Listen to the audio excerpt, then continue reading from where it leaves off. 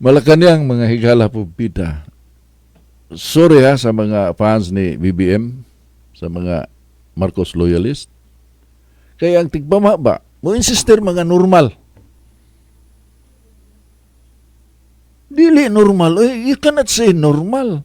It's not normal. There is no way nga na tao, gago yun ang tao mutuan ng ilang gaslighting nga. Normal? Dili na normal. And the worst is yet to come. Karon lang adlaw saka man karon, Martes. Ganina 12 o'clock midnight implement sa bagong saka sa presyo sa tubil.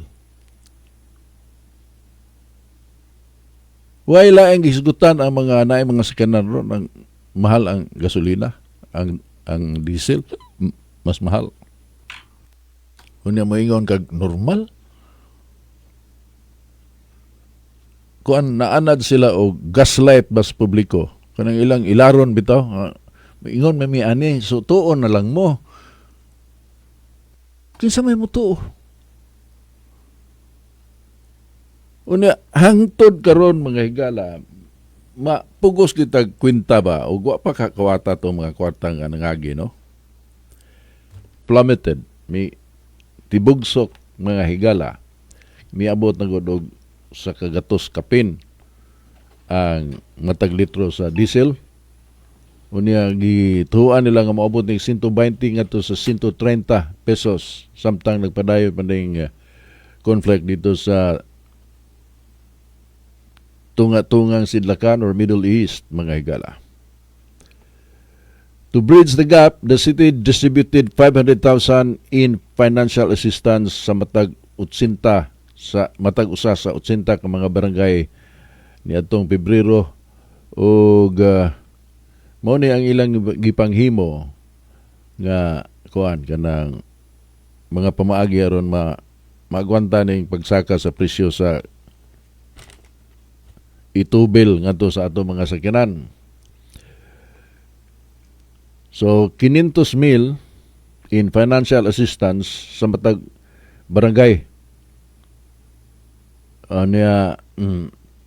Ang fuel ang nagpabilin o remaining direct fuel allocations for essential government services mao kini ang itubil sa mga garbage trucks alang sa atong garbage collections, itubil sa mga ambulansya, itubil sa mga bumbero o police patrols. Mura ni ang sustinihan sa Cebu City mga higala. Unya matod pa, the decentralization of fuel purchasing places a heavy administrative and financial burden on barangay officials who serve as the primary providers of grassroots public services. Gihatag naman ng kwarta. Kamu na'y bahala diha. Subsidi. Kamu na'y bahala mo matik-matik ang 500,000.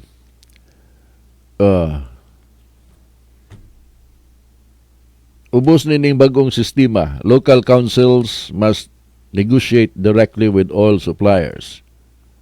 Sila na'y bahala mangutang. Kalaktod ng pagkasulti. So, all in all, we really have a major problem.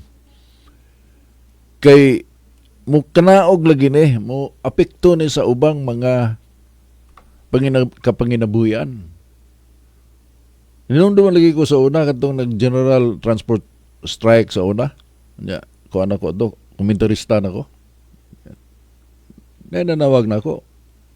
Nya, suko ko no kay siya, gisapot siya kay sakay siya og tatanilya gikan sa tupas paingon dito sa kinini ang tabuan. Ang kubrada sa kutsiro mahal man. Iya ko nung giingon nganong mahal man. Lahi naman imong kubrada karon sa plitihan. Ingon ang kutsiro nga kuan magud sir kanang isa ka mang presyo sa gasolina.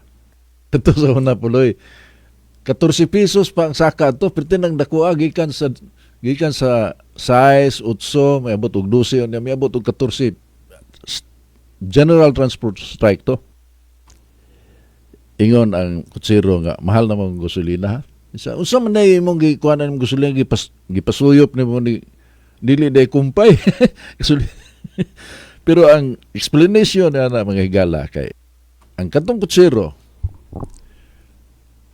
mao na iyang normal nga kobrada, mao na kung kita plitihan nga naandan.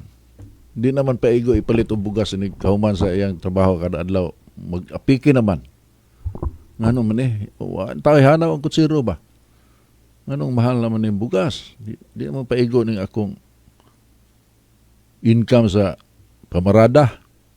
So, iyang gi-compute, una-una niya ka ng simple arithmetic god. Ug ako ning sakaan og mo ni mubalik ang akong kapasidad pagpalit og bugas, pagpalit og sudan, ug panginahanglan sa unsa pay panginahanglan sa balay. So iyang gipasakaan. Wa may gobyerno magbuot. Sila-sila sa mahal ang gasolina saka ang plitihan sa tartanilya. But that is the effect mga higala. Mukanaog na siya and that is really expected. Pero ang Malacanang mga higala po bida. Sorry ha sa mga fans ni BBM, sa mga Marcos loyalist. Kaya ang tigbama ba, mo insister mga normal. Dili normal. You cannot say normal. It's not normal. There is no way nga na tao gago gyud ang tao mutuan ng ilang gaslighting nga normal. Dili na normal. And the worst is yet to come. Karon lang adlaw saka man karon, Martes. Ganina 12 o'clock midnight implement sa bagong saka sa presyo sa tubil. Wala ang gisgutan ang mga naay mga sakanan ron ang mahal ang gasolina, ang diesel mas mahal. Unya moingon kag normal.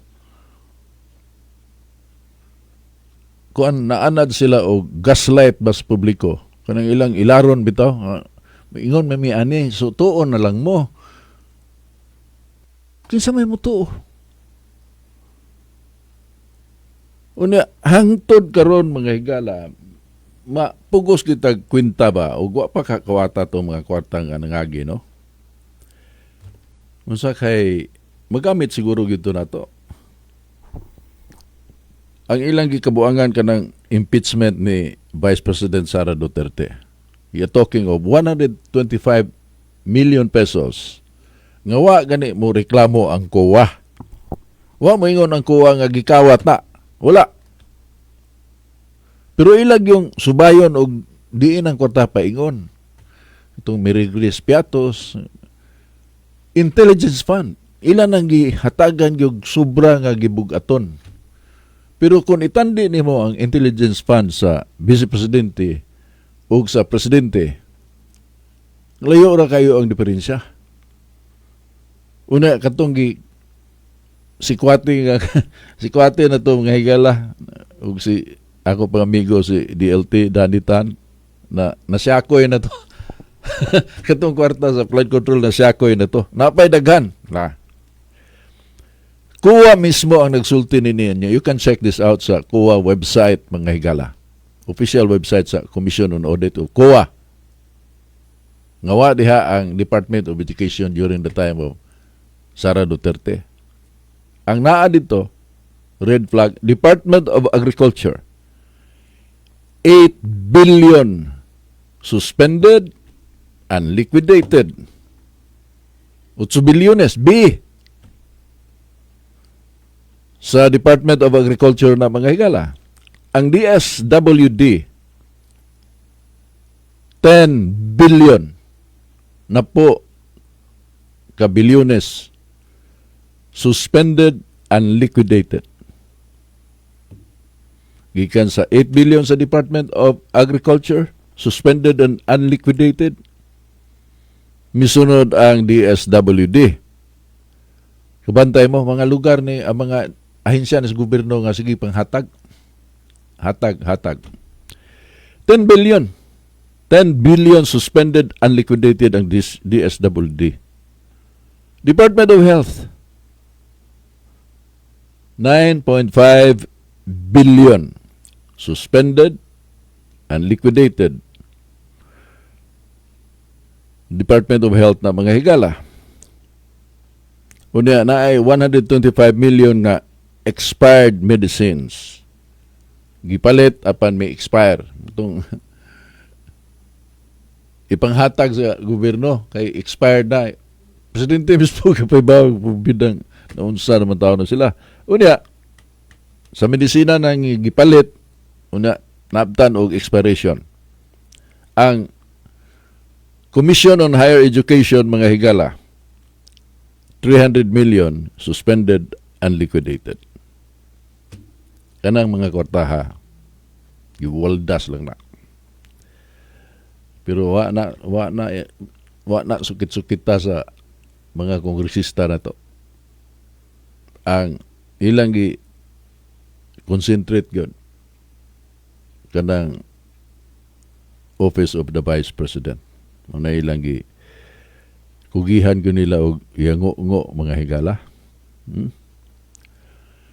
Samtang ang ato itandi ha kining confidential and intelligence funds sa buhatan sa presidente o alang sa gamiton sa presidente o itandi na to sa lapi nga gigahin confidential and intelligence funds alang sa vice presidente. Of course, expecting nga dako gyud ang presidente. Kaya kanang vice presidente spare tire maguna mga higala. Mahimo ra na siya gyud actually maglingkod-lingkod lang. Maghuwat og unsay nga may tabo nga mamatay bang presidente, take over siya pero hatagan na siya og kuan kanang responsibilidad sama sa gihatag sa presidente ngadto kaniya nga Secretary of Education, membro sa kabinete na siya trabaho. Otherwise, unsa may ang trabaho? So gamay pod ang yang intelligence fund, but kaning intelligence fund nga gisgutan during the time nga gihatagan sa assignment sa administrasyon ni BBM o siya mo Secretary of Education. That was in 2022 mga higala. Ang budget sa Vice President back in 2022 125 million. Mao ni ang gipasingin na siyang giwaldas niya. Samtang sa susamang tuig 2022 ang gahin nga sa lapi alang sa confidential and intelligence fund sa presidente is 4 billion 4.50 billion 4.50 itandi sa 125. Layo kay diferensya, di ba? Sa una nilang tuig paglingkod human sila nakadaog. Pagkasunod tuig 2023 ang gahin nga salapi alang sa presidente sa iyang confidential and intelligence fund is 4.56 billion. 4.56 billion. Samtang ang alang sa vice presidente 375 million. Misaka gikan sa 125 may increase to 375 million. Pagka 2024 ang budget alang sa presidente sa iyang confidential and intelligence fund or funds may na-maintain og 4.56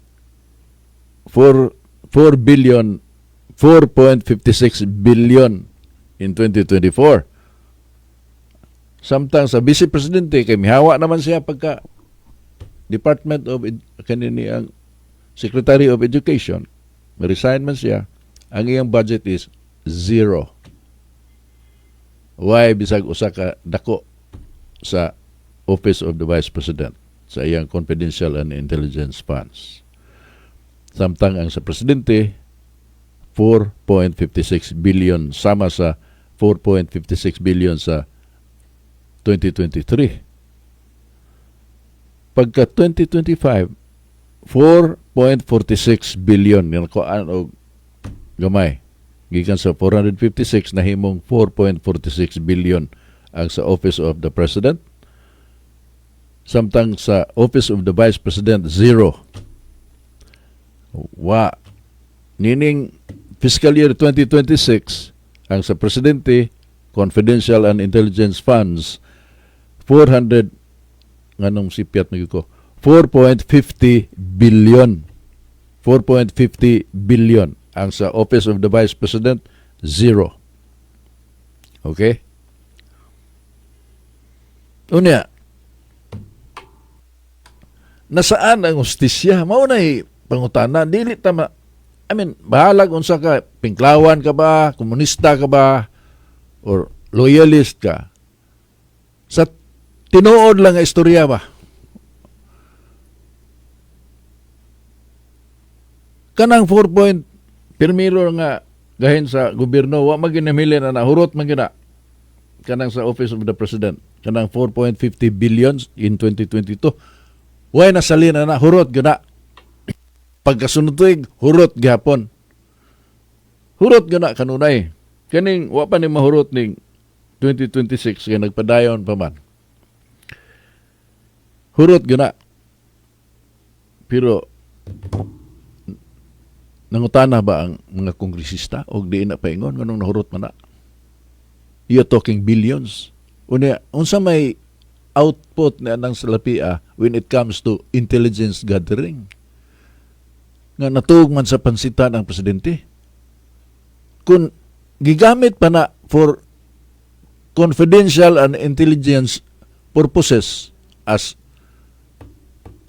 designed as kinini ang earmark yun nga kortaha para anang maong katuyuan confidential and intelligence. Wa sa kibaw nga na mga ghost projects. Nangutana sig na unsa naman ta di unsa man ang istorya. Primero ang istorya naidaghan 2,000 na kapin ka mga anti flood control. Flood control projects nga nahumana napay daghang ongoing. Mo na una niyang diskurso. Pagbagyo, lunop. Kadtong iyang giingon nga nandiyan yan na overwhelm lang talaga. Mo agree ko adto. Na overwhelm lang talaga kay tinuod man yun nga abnormal ang volume sa tubig na gikan sa langit. Lunop man gani ang Hong Kong. Nga dagko kayo subway na dagko kayo og imburnal ng Hong Kong. Lunop. Lunop gani ang desierto sa Saudi Arabia. So magkaturunganon nga na overwhelm. Okay. Ang problema kay ang mga flood control projects nga wa gani agi og tubig. Nabungkag man. Pag agi sa tubig, wa pa mo kapaw. Wa na. Diskuido na. Kay ngano? Kuan, ang tawag na sa una, ampaw. Kana bang dili kuan ba di may pagkatrabaho. Ampaw. Para sa mga espalto o kanang siminto sa daan nga dali kayong matipak kay ampaw lagi. Substandard. Muna kay gikawat man mag-una magdawat sila. Kadtong gisaysay ni Diskaya, mo bitaw nga wa na mo qualify si Diskaya pa. Kanang Diskaya couple nga mamahimong kanang mahisakop sa Witness Protection Program. Kay madiskuido man sila. Unsa may istorya ni Diskaya? Di ta maglimpyo-limpyo oy. Kay di man lang kami ani. Mano istorya, prangkang istorya sa bana. Hindi man lang kami. Marami man ang nasa gobyerno na kanang nagapahimo sa ani. In fact, mas gamay ang ila kaysa nasa gobyerno. Mo na istorya. Awa mo qualify sa Witness Protection Program. Pero si Kuan kinini ang Alcantara Giuli man niya ang piloto yung giuli 146 million gikan sa nadawat niya nga bahin. Giuli niya 146 million pero ang nadawat actually is 4 billion kapin. So aprubahan nga witness protection program, ubos na siya sa witness protection program. Unsa ka buang ng gobyerno ha. Una, gatuo sila nga di na makita sa katawhan. Insulto maguna kanang para ng istorya lagi ako ning gamiton ko nunay nga analogy kining gipatay ba tungod lang sa 50 pesos. Pero gimo nang sutaon ang istorya dili tungod kay sa kantidad nga 50 pesos. Ang nagpaluyo dili lang katong 50 pesos kung dili katong kalagot niya nga giilad baka siya wa siya tuganis tinuod unya ang nalambigit nga kantidad 50 pesos patay. Ingon ana ang imong bation kanang righteousness na to, ang sense of righteousness na to madisturbo ba? Righteous indignation occurs mga higala. May tabo every time nga nakaibaw ko kag dakong binuang ano ni ingnon kang wa. Unsa man na si Ping Lacson? Ping Lacson. Kani mga higala ha. Angay gani silutan mga tawana. Kung mahimol pa lang ipapiring squad gani sila. Inumdum may pagsugod og tuki aning isyuha in aid of legislation. Ang chairman sa Senado, ang Senate President sa Senado is Chis Escudero, abogado. Ang chairman sa Senate Blue Ribbon Committee, si Marcolita, abogado. Maayo kayong dagan sa investigasyon. Hinumdumi nga in aid of legislation ang tumongan eh. Pero manukit-dukit na sila aron may bawon di man ta musipyat ani aron tapakan na to pinagis paghimo og bagong balaod. That's the point. Pero kinala masayod og nganong nahitam miabot ani ni. Mao na purpose nila sa inquiry. Unsa ni tabo? Gipulihan si Escudero. Gipulihan ni Tito Soto. Ngano man? Naglahugay man sila. Unsa may rason? Unsa may nungdan nga naglahugay man sila? Si Marcolita sa Senate Blue Ribbon Committee, gipulihan ni Ping Lacson. Kining duha nga namuli, dili ni mga abogado, pero sagdi na lang. But ang pangutana, nganong inyo mang gipulihan? Okay? So, unsa may nitabo? Karong bago lang o sa may gistorya ni Ping Lacson. Huwag isa si Martin Romualdez. Why kuan? Why ebidensya? Nga nahilambigit si Martin Romualdez. Despite the fact, no less than Saldico, may sulti, tapos abroad may ingon nga, mo na dako kayo nagnasapi na ay mga witnesses nga mga ihatod sa mga malita, gitumbok ang Pinoy-ana na nila ihatod itong mga minalita nga mga milyon-milyon nga salapi. Without the benefit of inviting Martin Romualdez, iya da yung gi-announce nga, wa man isa siya. Wa may ebidensya naglambigit niya. Unya, ipaimbitar mo, ingon dahil siya nga, kuan ka ng parliamentary courtesy. Respeto ba sa kay bicameral man, House of Congress, lower house, respeto anta na, di na to imbitaron diri sa upper chamber. Courtesy. Unsa man na kabinuon? Katong balay sa Forbes nga, pangutana na tong mga nahibaw kinsay tigiya ba? Kinsay tigiya ng balaya. Ang duha ka mga katabang to sila, basta kay na sila sa household atong mansion sa Forbes Park. Ang lang ni ba ang tag-iya si Martin Romualdez. Pero sa diyang ipangutana o naaba mo'y papilis gugunitan magmatuod nga ang tag-iya si Martin Romualdez, ingon sila nga wa. Wa. Kinsa man gid tag-iya na. sa hindi pa binili yung may-ari, isgutan tong may-ari, intervene na yung Spring Lacson, ako'y tubag. Asa ka makakita o mo mitubag sa pangutana? Di ba na house show? Kadto si ang unang may piyait nga naghatod sa Malita, si Orly Gutesa, former Marine Sergeant Orly Gutesa.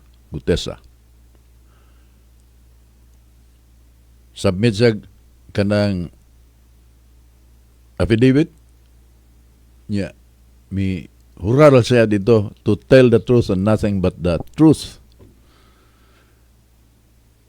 Sa dihang gihisgutan na niya ang balay at bang sa Gate 4 sa Malacañang, Agudo Street.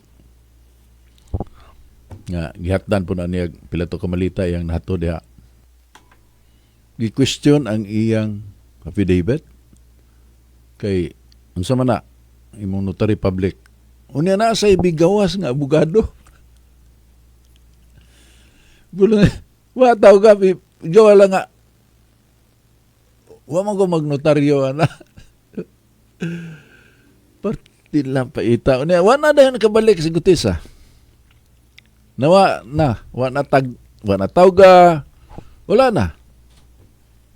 Nya sugod na dayo istorya nga move on. Let's move on. Yeah, I told you. Mao gyud. Anyway, pahibaw na to mga igala dunay renewal of vows sa mga pari diri sa cathedral karon taon. So di ta moabot og alas 9 kutob ta sa must be around 8:45 atong hunungon ng atong tulumanon. Yeah, mo kuno tag live feed gikan sa kininiyang Metropolitan Cathedral. So mao na ang dagan ha. Wa pa ang crisis ni oil crisis mga igala, wala pa. Nagsugod nag-istorya nga, let's move on. Move on. Unsa man ang kasiya sa let's move on? Trillion. 1.7 trillion man ang isumada man na 1.3 trillion. Basta kay milapas og trillion ang giabtan ang gikawat mga higala nga sa lapi sa gobyerno. Una ato lang kalimtan, move on lang ta. Kaming laki ninyo, no? Kana si Alcantara, dagang pa kayo nagkwarta, puloy. Di man na niya madeposito kay mahibawaan, mama. Diskuido man siya sa amlak. So, gitaguan na dito. May natulison. Kanto bitong, pag people power sa una, mga higala, ako ng istorya, tinuod niya, true story niya. Mitugpa ang sige kagubot dito sa Manila, ngay helicopter nga mitugpa dito sa low rise sa Cebu Plaza pa man to sa una, no? Low rise. Mitugpa dito. Unya ang nanakay sa plano miadto sa casino, katong casino nga naa pa sa Nibil ang casino. Unya paggawas gadayong sila itong habol. Duha ka dagkong habol nga murabag gibandol lang nila ba.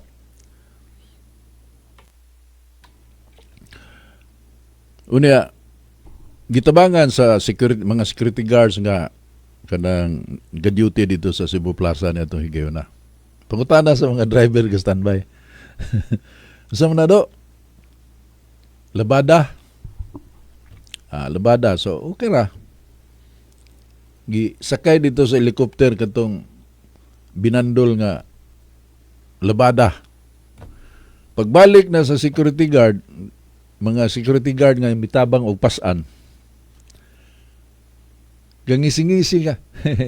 Kwarta bitaw to. Di ito kato ding binandol dili di ito labada. Kwarta di ay. Kaya kung sa gibuhat sa mga driver gisumba ko gago ka man di ay. Kwarta kwarta na to ato tatong gikuha. Ikaw, so may initabo no, laban-laban ka nga, wa ka mutugan ka kwarta dito. Ay mong gisulti na mo, labada niya. Kwarta mo dito. Usa, nakay, pila may gihatag nila nimo. Tip. Tiga ginintos. Pila sila kabuok. Upat kabuok, security guard. Suko kayo mga taxi driver nga, manulis mong ganit. Manglubag mong ganit na ito pasayro, niya kanang daghan na noong kaing kwarta. Panahon na to sa people power. Gihakot nila ang kwarta sa casino. Moro ng istoryaha mga higala. Bida. Angay ginang bitayon si Ping Lacson o si Tito Soto. Sa totoo lang ko. Ako pa'y magkuhan ko, kanang maghuwis ni kutsilyo ko. Diktador ko. Sigurado na sila eh. Sigurado na latiguhon. Di pa na ako dito papusil. Latiguhon ako nag-ikog spagi. Buwan sa init. Grabe na mga tawhana kasalbahis eh. Paibaw nga din ako naglamandagan ang eleksyon sa sunod eleksyon 2032. 31.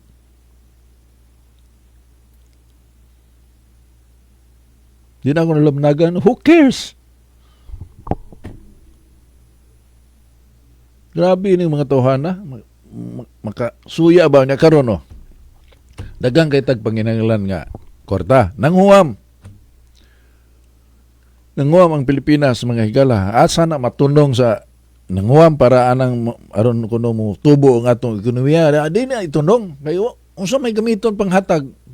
Sige man panghatag karon.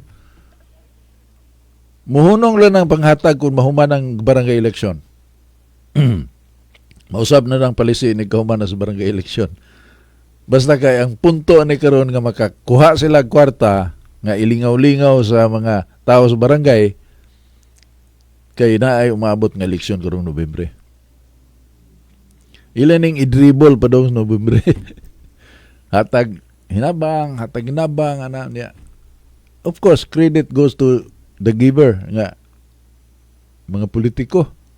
Pero ang mga nakasabot no, di malipay oy. Bisan pag-usawan nimo katong pag-abot na sa mga OFW nga ato nagyong kugi nagyuto sa gobyerno nga atong gikuha sila dito sa Middle East, nakauli diri sa Pilipinas. Dito ang presidente gaatang. Kaya ron, lamanuhon niya ang mga nanaog sa plano. Wa tagda puloy. Nasa video. Wa gyud tagda, ignore na hatag og gamay kortesiya pero wa ganin way nakaglamano. Ingon ana ang nasabtan sa katawhan. So kamo mga politiko paghimo-himo mo laing kamada kay tingali kutob mo aning umabot nga eleksyon.